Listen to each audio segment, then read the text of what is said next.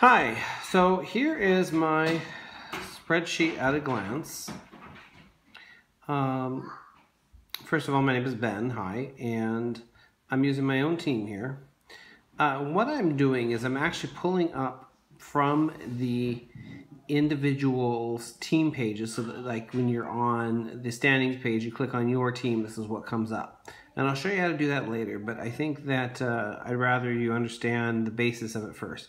This is going to take at least 2 or 3 videos to do in a whole, but this one will be the introductory. So you can see, I'll zoom in a little closer, those are the individual ratings. And I didn't put any of this in. I didn't type a single thing you see. Okay, it's all bringing it over, and I'm not even cutting and pasting, but we'll get to that later. Okay, so the first time it's part of the spreadsheet is just the people and their ratings. Okay. The second part of the spreadsheet is what I call the secret sauce of it. And this is the part I'm giving you because I actually would love feedback on it and see how it works for other people. I've only ever used it for me. Okay, so before I do these little numbers right here, I want to talk about this number right here. Okay, RC divided by 27, and I'm in column AC.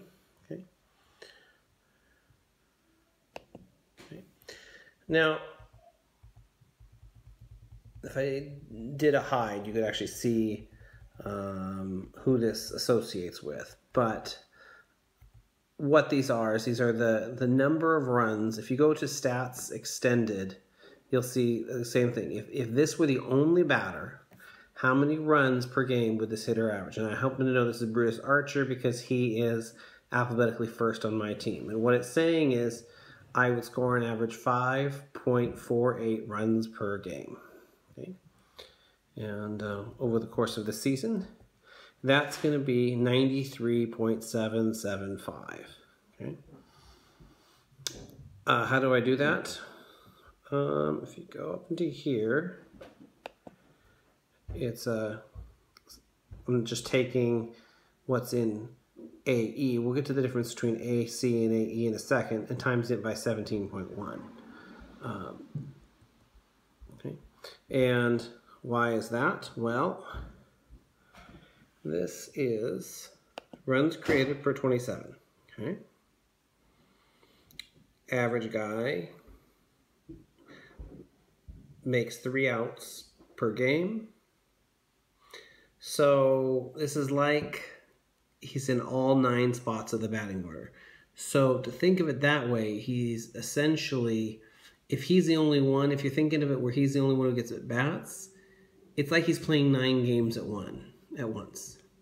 9 times 17.1 equals 162, which is how you get to this runs created. This is what I should expect from Brutus Archer if he was in all playing, if he plays in all 162 games. He should give me about 93.775, and that's pretty close to league average. I would guess Brutus Archer's WAR over a given season, at least for hitting, is going to be around 0.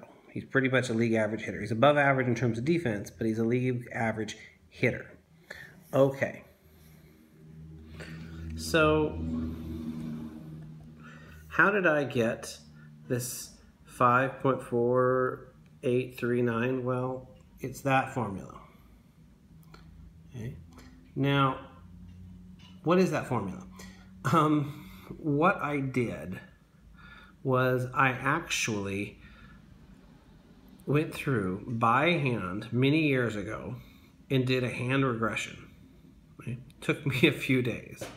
I was working in Alaska. Most of you know I had been in Alaska for some time, but I actually got up there before my family did, and so I had a few months where it was just me up there, and I had a lot of extra time. So I decided, you know what, I want to build a spreadsheet that's going to work for me, and so I did some hand regressions for a while and came up with that formula, and it's worked pretty well for me. Okay, so there it is. Now, am I sure it's perfect? No, I'm not. Okay? But I'm sure that I couldn't get it any closer. I couldn't shrink my deviations any further. It was the best I could do. Okay. All right. Now, the one thing I found using it for the first couple of years was that when a player was extreme in a category, that mattered more. There's actually the opposite of a diminishing return. The closer somebody got to 100, the more extreme it seemed to be in terms of their performance. So I had to figure out a way to account for that. You really especially see it in power and batting eye, and sometimes base running. But going from 90 to 95 is more valuable than going from 80 to 85. And I saw that because the guys that I was consistently underrating were the ones who had extreme scores. So that gets over to this section. And all this section is doing is just a little if function for each of the main hitting category. You can't see them because they're off the screen, but it's just a simple if function for all the main categories.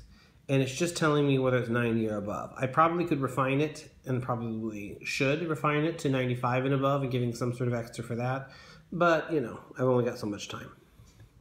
Okay, so then this AD is capturing anybody who has scores that are 90 or above. Now, it all says 0 right now, and that's just because I have it shrunk. If I were to widen it out, you can see that those with 2 scores and 90 above are getting 2 extra tenths of a point on their runs created, and those with 1 are getting 1. Okay? And so then you get to AE, which is ARC divided by 27, and that's just, the A is just adjusted runs created divided by 27. Okay, so how many runs per game are they giving me? Which then gives me to runs created. Okay, so you see 122 here, 134, 121, 121, 124. Okay, elite begins at about 115, in my opinion. For those of you who are watching this contemporary to when I'm filming it, I just was complimentary to Fantasy Player on signing Raul Johnson. Well, Raul Johnson is a 115, plus he can play center in a pinch, and he at least can play left for you. Okay. And so, but if you think about that, if I'm saying that 93, or really 90 is my rule of thumb, is a war of 0, and every 9 runs is a win, and I get that out of the Pythagorean, where they're always trying to, how many wins should this team, well, the secret behind that is every 9 runs is worth a win in that formula. So using the same logic, someone who is 115 would be, well, 115 divided by 90 is 25. It's almost a 3-WAR player. Now, 3-WAR with his sort of defensive flexibility, that's terrific. Okay, if you go to my best player, 134, and that's Gorky's Duran. I just know he's my best guy. Now we're at, in terms of an overall hitter, we're at about a WAR of 5. Okay? Well, that's terrific, but he's a first baseman, and really a first baseman only.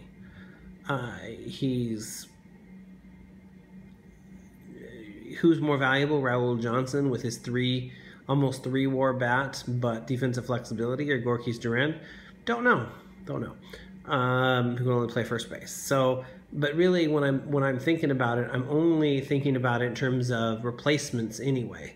So, one of the trades that I had considered doing, I was offered from Victor, was Jorge Pietro, who is the best player in the league, who has a WAR, well, who has a projected runs created of over 150. So he's a good 18 runs or so, say, better than Gorky's Duran. So 2 more wins.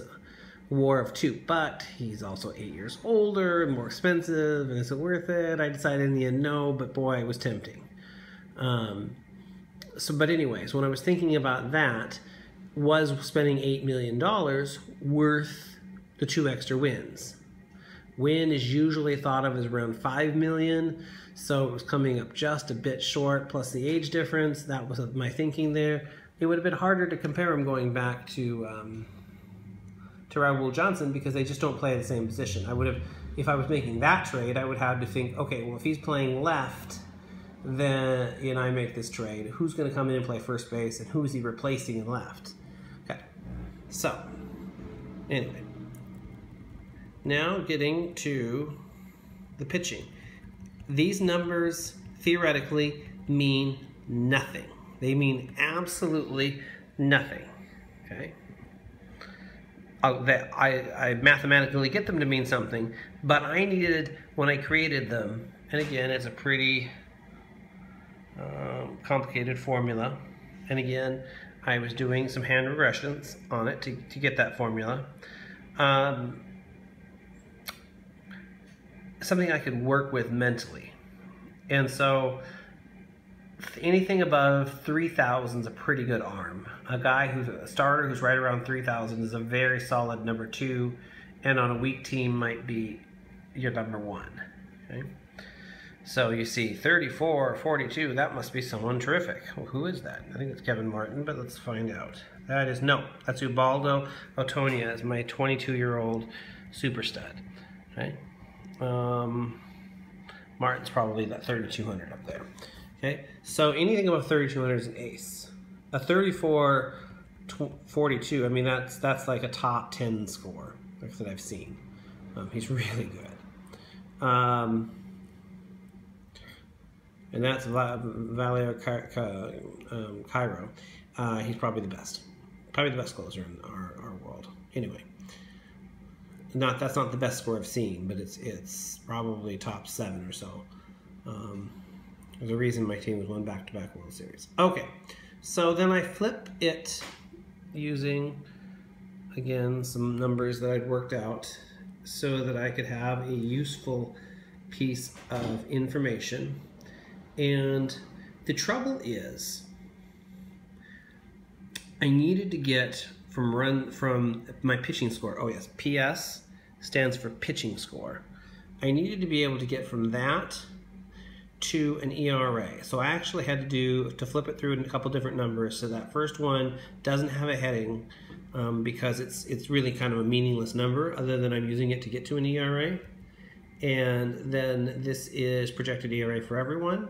And then I just used, again, I love if functions, an if function to clean up that number and take out the hitters. Okay, so this is the projected ERA. Okay? And this is, on a team level, pretty good. On a world level, terrific. On an individual player level, a lot of deviation. Okay, way more deviation in the pitching scores than the projected the runs created. The runs created tend to be pretty close. The pitching can be all over the map. Okay, and we're not going to worry about these last 2 columns in this video. These are helping me to create team totals, but we're not even dealing with that right now. Okay, so that's an introduction to my spreadsheet.